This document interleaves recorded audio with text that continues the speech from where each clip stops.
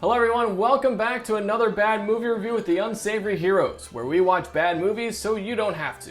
I'm Thaddeus, and today we take a look at a film that features what I'm pretty sure are two things we all think are pretty awesome: outer space and I'm talking of course about the straight-to-cable masterpiece, Space Truckers, featuring the late great Dennis Hopper, Debi Mazar, and a young Stephen Dorff.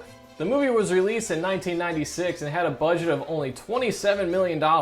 It also had a very limited release which didn't include the United States, and it was very difficult finding any box office figures for this film. So I'm just gonna go ahead and assume it didn't make its money back.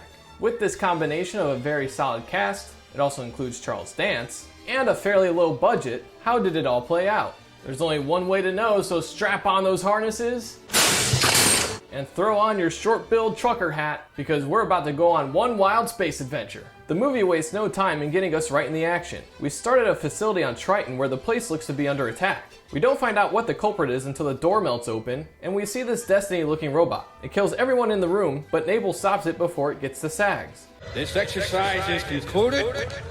Security, stand down.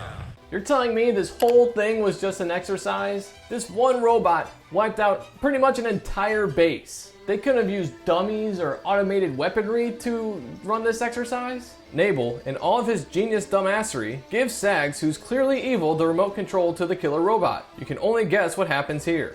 Destroy Dr. Nabel. After a quick title screen, we're introduced to John Canyon. Somehow he's eating a hot dog in space. There's also a visible string holding up this floating mustard bottle. You can also see strings when he parks. John's running behind on his delivery, so Keller sifts him on the payment. After an argument, John punches Jackie in the face and more strings can be seen. At the Hub Diner, John meets up with Cindy and Mike Pucci. John has a thing for Cindy and has apparently proposed to her a handful of times. Cindy wants to get back home to Earth to be with her mom, who's having surgery. John comes up with a deal that the two of them will get married if he takes her to her mother. Nothing says true love like making a deal with someone in order to get them to marry you.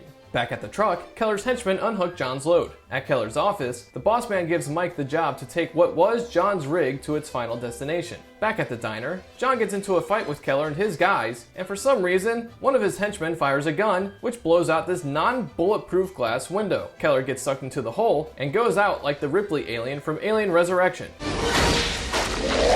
I love how this place has absolutely no security measures in place just in case something like this happens. You know, like a metal door that comes down and blocks off the window so nothing gets sucked through the hole. I also love how there's this happy-go-lucky Western music playing after this scarring event just took place. A man was just sucked through a window into outer space and just died in one of the most horrific ways imaginable.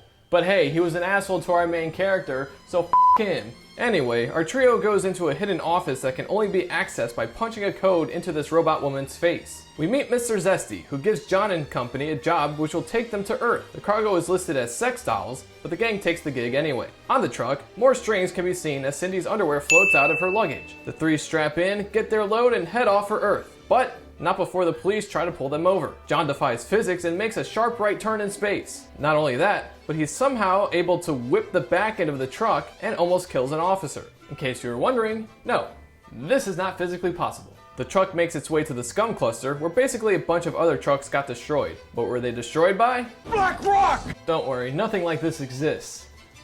At least in our solar system anyway. Just when they think they're in the clear, a giant chunk slams into the side of the truck and knocks out the power and cooling system. Despite being in space where there's no heat, the cab starts to warm up. John comes up with a plan to go outside and cut the load loose so they can have enough power to get to a spot where the emergency beacon will be picked up. While he's out for a spacewalk, Mike and Cindy strip down, and Mike just can't keep eye contact. My face is up here. I've made my choice. After some smooth jazz sets the mood, the two start making out. John activates the cargo's defense mechanism and it starts blasting lasers at him. He gets back to the cab and is not happy to see the two of them down to their underwear. His anger doesn't last long and he breaks out a cooler with a six-pack in it. So they decide the best option is to just get drunk. Let's get drunk! Yeah! Our heroes then get abducted by space pirates. A couple of henchmen and this guy who I'm pretty sure was Bennett from Commando. Holy shit! It is him! Let off some steam, Bennett. Take John, Cindy, and Mike prisoner. They get chained up, and the captain comes down. As it turns out, it's Dr. Nabel from the beginning. What a twist! In true villainy, he gets creepy when he sees a woman, and as it turns out, he agrees to a deal with Cindy to let them all go so long as she has sex with him. At the captain's quarters, Nabel strips down and reveals his half-body robot to Cindy. He also has to pull start his penis in order to be intimate. While sex time is going on, the pirates try to break into the cargo, but activate the defense mechanism. Just about everyone gets lasered before this guy shoots it with a rocket. After fixing himself, Cindy pulls the captain's tubes and somehow makes him fall apart entirely. Cindy impersonates the captain and somehow fools this guy. Never mind that she's about a foot shorter than the captain and doesn't have the same build, posture, or figure as him. She also doesn't have a robotic peg leg or a mechanical arm, but I guess this guy just can't see things in shadows or something. The trick doesn't last long and all three stay captive. The crew cuts the rig open and we finally see what's really in the load. Turns out it's a bunch of the same robots Nabel made in the beginning. One of them is active and kills Nabel and one of the other guys in the truck. Why didn't Nabel just use the controller to turn it off? The robot goes on a killing spree, and this guy gets pulled back by a wire. The gang opens the cargo doors, boards their ship, and escape, destroying the space pirates in the process. They hear a knocking in the back of the ship, so John and Mike decide to check it out. They found what's left of Nabel, who's somehow alive. I'm sorry, but wasn't there a big hole that was just cut into the side of this thing that exposed it to the vacuum of space? How is there any sound? How is Nabel still alive? And how is the fire able to ignite on the match? Nabel lays out what the robots are and what they're for, and he hands them the remote control to shut them down. John and Mike are immediately confronted by two robots, and John promptly turns them off. Pay close attention to the way he does it because it plays a pretty big role in just a few moments. Two of the robots make their way into the cab, but John fails to turn them off. The remote goes flying out the window after he gets his hand smacked. Despite all the air getting sucked out of the cab, Cindy's gunfire makes noise. She also somehow doesn't hit Mike despite him being right behind the robot she's shooting at. John destroys one of the robots by frying its head with a microwave. Mike somehow freezes one, and Cindy breaks it apart. There's so much wrong with this one scene, it just makes my head hurt. No! John comes up with a plan to destroy the coupling of the load to the cab while Cindy and Mike use the escape pod to get to Earth. He's then going to use the truck to get to the surface. This movie just gave up all sense of reason in the last 20 minutes. While John sets the explosives, there's a very clear cable holding him. In the scene that was shot upside down, both Cindy and Mike's wires can be seen. Cindy and Mike escape, and John is immediately attacked by robots. His explosives don't work, and just when it seems all is lost for one of our main characters, Cindy and Mike come back and blow up the robots. John decides to reverse the truck into the atmosphere, destroying everything in the process. The biggest issue with this movie is the robots themselves. We've seen them take a barrage of bullets, have C4 exploded right on them, and they're totally fine. But raise the temperature a few degrees, and they're practically useless and get destroyed.